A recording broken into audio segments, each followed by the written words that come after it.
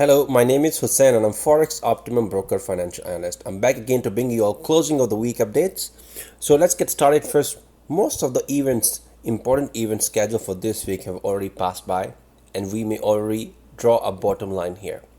First, the inflation in the United States showed a significant increase to 5.4% in June despite analyst consensus of 4.9%. And this is the highest level from September 2008.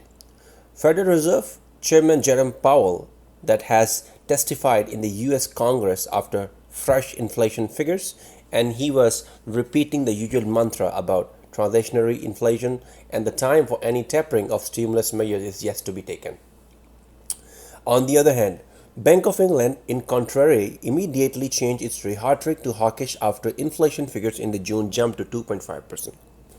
A highest reading since September 2018. Michael Saunders, one of the 8 members of the bank's Monetary Policy Committee, said on current trends it might become appropriate fairly soon to rein in some of the stimulus provided to support the economy.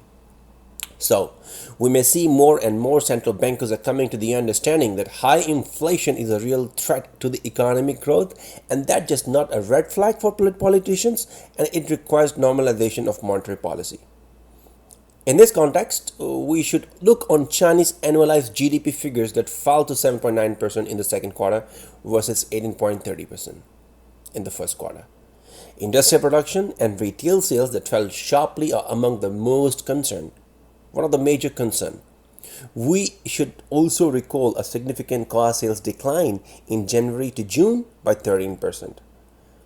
In such situations, investors are simply ignoring positive corporate earnings reports in the United States. The Big Four, JP Morgan, Wells Fargo, Bank of America, and Citigroup presented have mostly beaten earnings forecasted for second quarter. However, S&P 500 broad market index fell by 0.3% at the end of the day.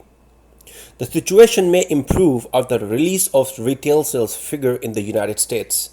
Moreover, it seems that marketplace got used to buying the dips on Friday and dragging the index to new highs. Nevertheless, the index is pretty much above its nearest support level at 4,280. And since it is above this level, we have a clear upside trend.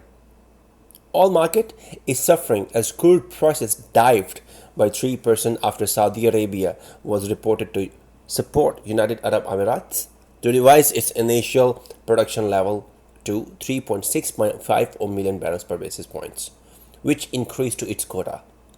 Brent crude prices hit its minimal support level at $74.40 per barrel and may stay close to current levels on bounce to $75.50 per barrel. Gold prices suddenly went up to $1,830 per troy ounce despite strong greenback. Falling US Treasuries might be the reason for such upside move, as US 10-year Treasuries yield fell by 1.31%. Anyway, a clear signal of a directional move is needed before opening any positions. Currency market situation hasn't changed too much. The Euro USD is still trading below 1.1930. Maintaining a downside scenario with a target at 1.530. GBP USD is sandwiched between the support level at 1.3750 and the resistance level at 1.3930. Therefore, sell positions in the regard should be considered only when the pair hits its resistance. Last but not the least, USD JPY is moving towards between 109.65 and 110.60 levels with no signs of a directional movement.